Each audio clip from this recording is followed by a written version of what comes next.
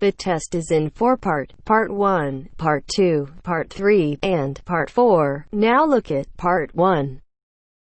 Part 1. Part 1. You'll hear someone booking transport for a trip. First, you have some time to look at questions 1 and 2.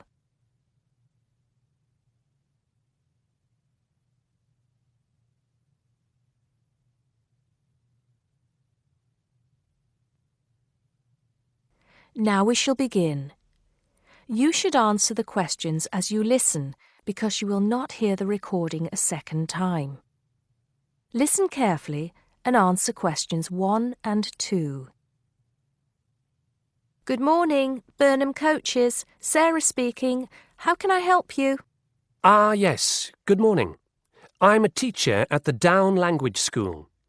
We have a bit of a problem, and I was wondering if you could help us out. What is the problem exactly? Well, we normally take our students on an excursion at the end of their course. But unfortunately, the coach firm we normally use has let us down. It seems they've gone out of business. I'm sorry to hear that. I suppose you are looking for a replacement. Well, yes. We won't need a very large coach, actually. There will be 30 students and 4 teachers. So that's 34 in all. And what dates did you have in mind? The last Saturday and Sunday of this month. That's the 28th and 29th. The 28th and 29th. Does that mean you are planning to stay somewhere overnight? That's right. Actually, we want to do the same excursion that we do every year. We usually visit Stonehenge, Salisbury, and stay overnight in Bath. It's a historical tour, really. It sounds interesting. Let me just see what we have available. Oh dear, I'm afraid all our coaches are booked out for the 28th. It's the busiest time of the year for us, actually. I was afraid that would be a problem. But you have a coach available for the 29th? Yes, we do. And it's available for the 30th as well, if that's any help to you. I'm afraid not. Sunday is the last day. The students go home on Monday. I think we'll just have to change our plans a bit and leave out Salisbury. It's a shame, but I don't think we can fit in all 3 places in one day. So you would like to book the coach for the 29th, visiting Stonehenge and Bath, is that right? Yes, I think so. Before you hear the rest of the conversation, you have some time to look at questions 3 to 10.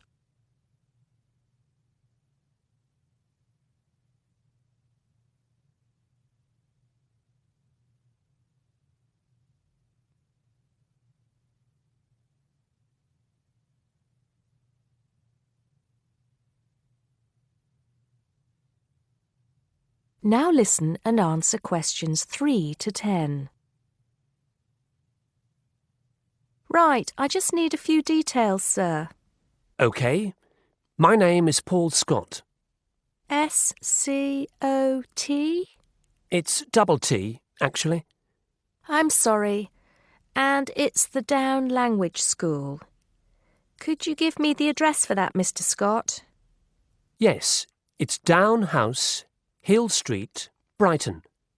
Do you need the postcode? No, that's not necessary, but I do need a contact number. Of course. The number for the school secretary is 01273 512 634. You can contact her if you need to speak to anyone. Right, and what time would you like the coach to pick you up? Well, I think we'll have to make an early start. Would 7:30 be all right? Yes, no problem at all. What time do you want to be back? Oh, any time between 10 and 11 will be all right.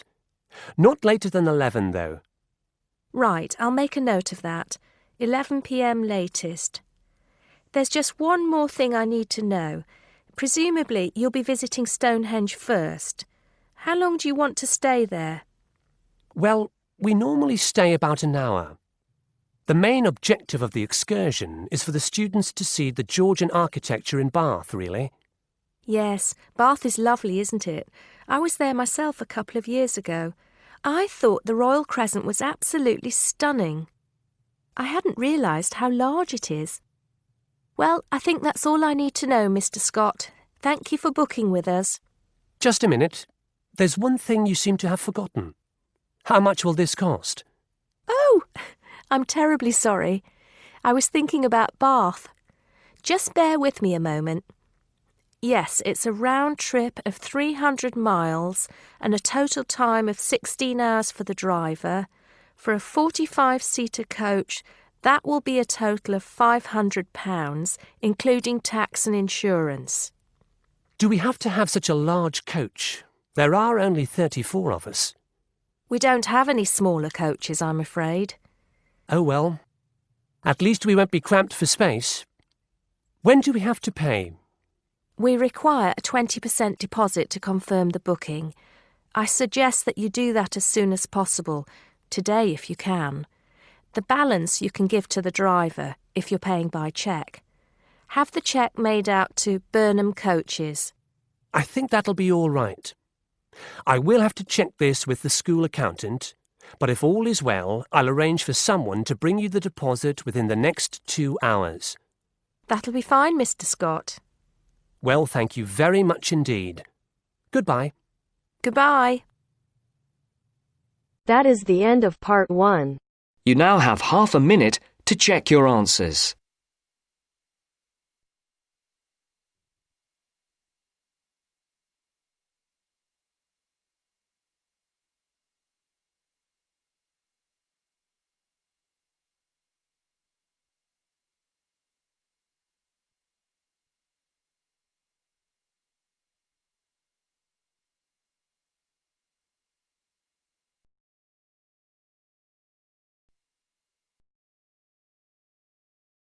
Now turns to part 2. Part 2. You'll hear 2 university students discussing experiments. First, you have some time to look at questions 11 to 15.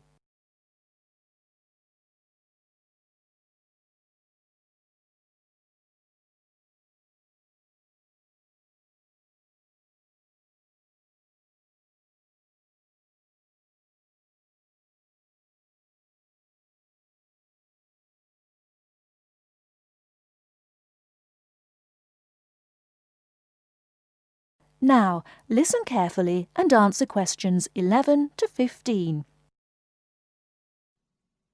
Hi, Al. Sorry to interrupt you when you're having your lunch, but I wanted to ask you a favour.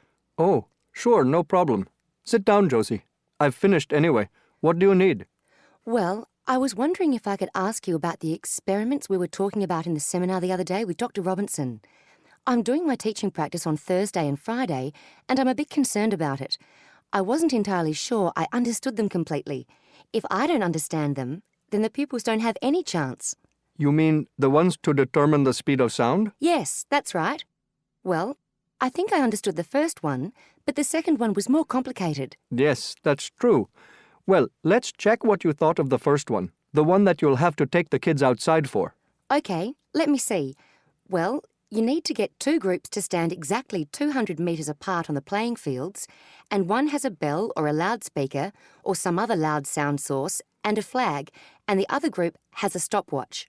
Yes, although it doesn't have to be 200 meters. It's just that it makes the experiment easier the more distance between them. It depends on the space available. Right. And the idea is that one group raises the flag at exactly the same moment as they make a noise, and the other group starts the stopwatch when they see the flag and stops it when they hear the noise. That's it.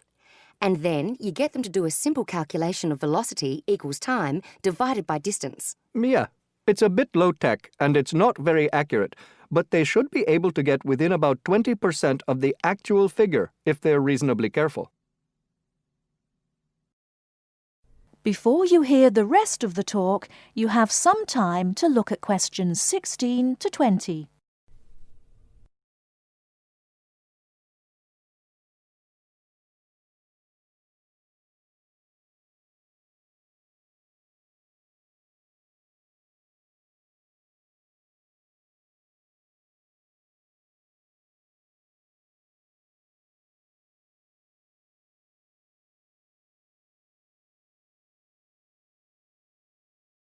Now listen and answer questions 16 to 20. OK, so I understand that. It's the other one, the one with the tube I was having a few problems with. Can you just talk me through that and tell me exactly what I have to explain to the pupils? Okay. Well, the thing to remember is that sound is a wave, and waves have both frequency and wavelength. You should start them off with exploring waves in water, and that'll introduce a few key concepts. Sound waves aren't exactly the same because they're compression waves, but it's more or less the same principle, at least for pupils at this level. I've got some ideas for that. So they understand wavelength and frequency, and then we move on to the experiment. For that we need, let me just have a look at my notes. A long tube, a tuning fork, and a large barrel of water. Now, what do they do with those? And what's the point of it? It's fairly simple, really. You'll just have to remember that velocity equals wavelength times frequency. Ah, yes, that's the key, isn't it? Yes, the tuning fork is manufactured to produce a sound of a given frequency. So that just leaves you one thing to measure. The pupils hit the tuning fork so that it makes a sound and hold it toward the end of the long open tube. That makes the air vibrate. They should slowly move the tube up and down. They'll find that in some positions it gets louder. That's because of resonance. What's that again? It's when there are a whole number of waves in the column of air in the tube. It makes it louder. They then measure the length of the column of air, and they can work out the wavelength from that. And that's more accurate than the other experiment? Well, it is if the pupils take an average using different tuning forks. It should be much more accurate. Thanks, Al. That's clear to me now. I can't think of any more problems. Just make sure that the pupils keep good records. You need to tell them how important that is. Any mistakes with the maths can be corrected later, but you don't want them to have to go back and get the data again. You probably wouldn't have time for that anyway. Good advice, yes. I just hope it goes well in the classroom now. Good luck.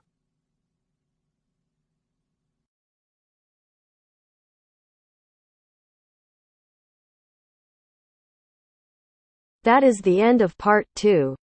You now have half a minute to check your answers.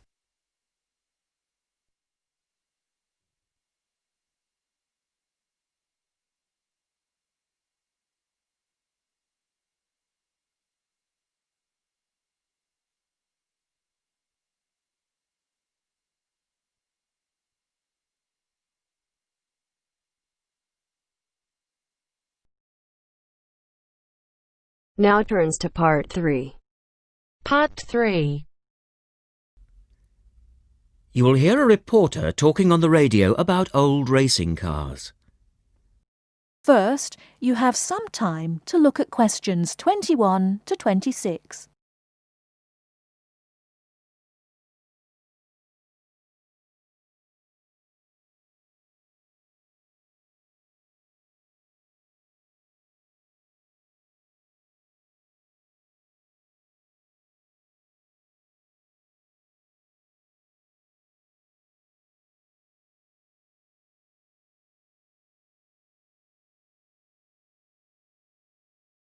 Now listen carefully and answer questions 21 to 26.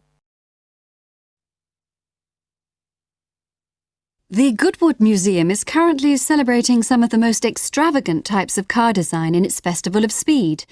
Here's our reporter, Vincent Freed, who's on site to tell us about some of the cars on display. Well, here I am, standing in front of one of the most prestigious cars ever built, the Duesenberg. A fantastically expensive, luxurious car built in the early part of the 20th century and bearing all the glamorous qualities of the Jazz Age. How many were there? Well, only 473 Duesenberg J-types were ever built, and the model here is one of the rarest. Each had a short 125-inch chassis or framework, and the body was always in the form of an open two-seater. The technology behind the car's 6.9-litre engine was extraordinary. It featured capsules of mercury in the engines to absorb vibration and provide an incredibly smooth ride. In fact, these cars offered unparalleled performance. In an age when 160 kilometers per hour was considered very fast, the Duesenberg promised a top speed of 180 kilometers per hour and could do 140 kilometers per hour in second gear. Duesenberg, who designed the car, sold it as a frame and engine. This was typical of the age again, and many prestige manufacturers such as Rolls-Royce did exactly the same. Owners able to afford the hefty $9,000 price tag for the basic car would then commission a coachwork company to build a body tailored to their own individual requirements. The Duesenberg's great attraction for the driver was its instrument panel, which offered all the usual features but also several others, including a stopwatch. It was the Duesenberg's technology that lay behind its success as a racing car, and they dominated the American racing scene in the 1920s, winning the Indianapolis Grand Prix in 1924, 25 and 27. Before you hear the rest of the talk, you have some time to look at questions 27 to 30.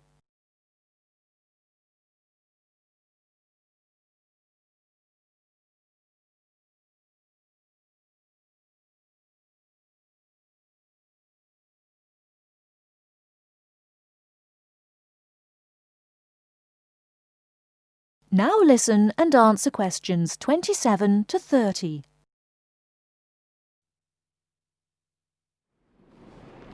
On to another celebrity, the 1922 Leia Helica. Only 30 of these French propeller cars were built, and the model here at Goodwood, which was the fourth to be made, is thought to be the only surviving example still capable of running.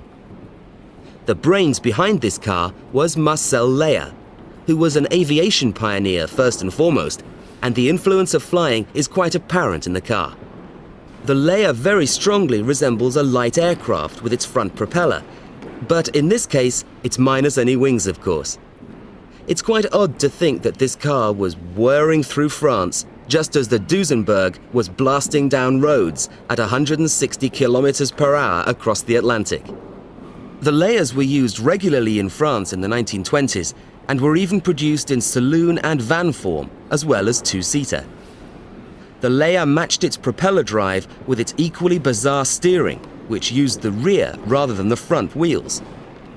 But despite looking rather frail, it was a tough machine. In fact, when troops tried to steal it during the Second World War, the car's baffling design was clearly beyond the would-be thieves, and it ended up being driven into a tree, breaking the propeller. And now for the Firebird. This extraordinary car was first... That is the end of part 3. You now have half a minute to check your answers.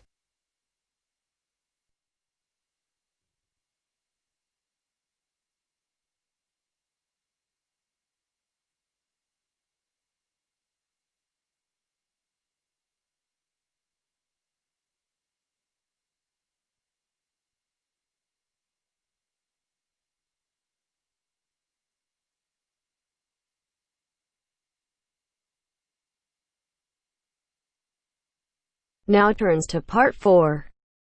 Part 4. You will hear a postgraduate psychology student talking to other students about a job satisfaction study he has investigated. Before you listen, you have some time to look at questions 31 to 40.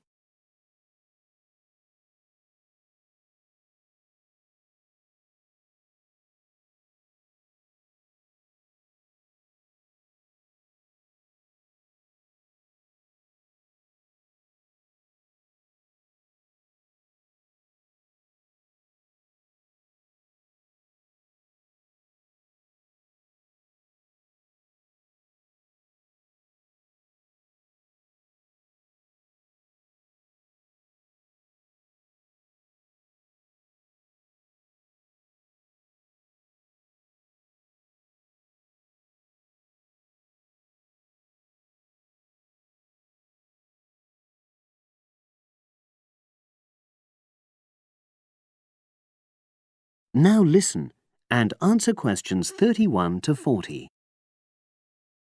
Good morning, everyone. For my presentation today, I'm going to report on an assignment that I did recently. My brief was to analyze the methods used in a small study about job satisfaction, and then to make recommendations for future studies of a similar kind. The study that I looked at had investigated the relationship between differences in gender and differences in working hours and levels of job satisfaction amongst workers. For this purpose, employees at a call center had been asked to complete a questionnaire about their work. I'll summarize the findings of that study briefly now. First of all, female full-time workers reported slightly higher levels of job satisfaction than male full-time workers. Secondly, female part-time workers reported slightly higher levels of satisfaction than female full-time ones did. On the other hand, male part-time workers experienced slightly less job satisfaction than male full-time workers. But although these results seemed interesting and capable of being explained, perhaps the most important thing to mention here is that in statistical terms, they were inconclusive. Personally, I was surprised that the findings hadn't been more definite, because I would have expected to find that men and women, as well as full and part-time workers, would experience different levels of satisfaction. So I then looked more carefully at the methodology employed by the researchers to see where there may have been problems. This is what I found. First of all, the size of the sample was probably too small. The overall total of workers who took part in the survey was 223, which sounds quite a lot, but they had to be divided up into subgroups.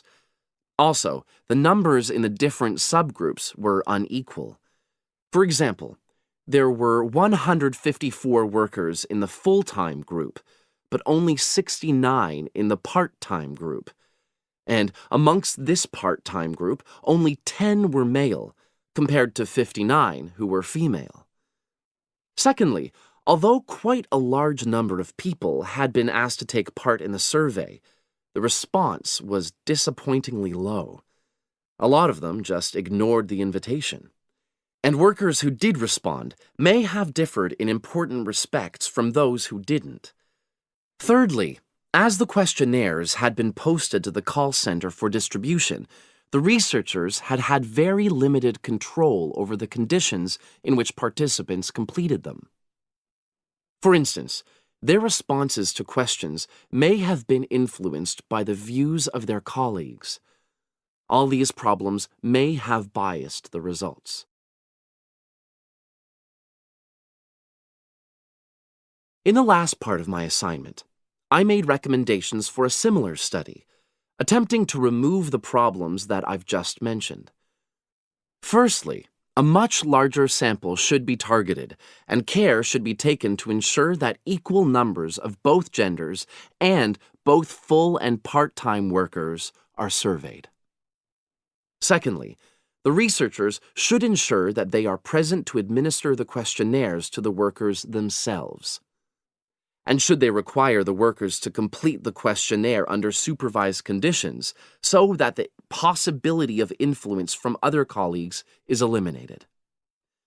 Finally, as workers may be unwilling to provide details of their job satisfaction when they are on work premises, it's important that the researchers reassure them that their responses will remain confidential, and also that they have the right to withdraw from the study at any time if they want to. By taking measures like these, the reliability of the responses to the questionnaires is likely to be increased, and any comparisons that are made are likely to be more valid. So, that was a summary of my assignment.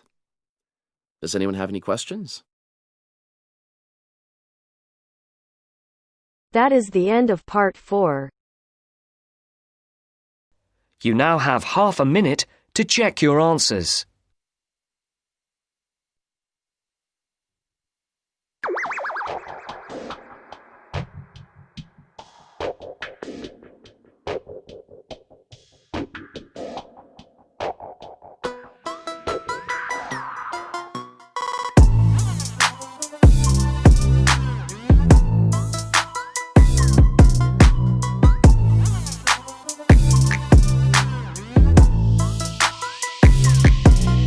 That is the end of the test. You now have 10 minutes to transfer your answers to your IELTS listening answer sheet.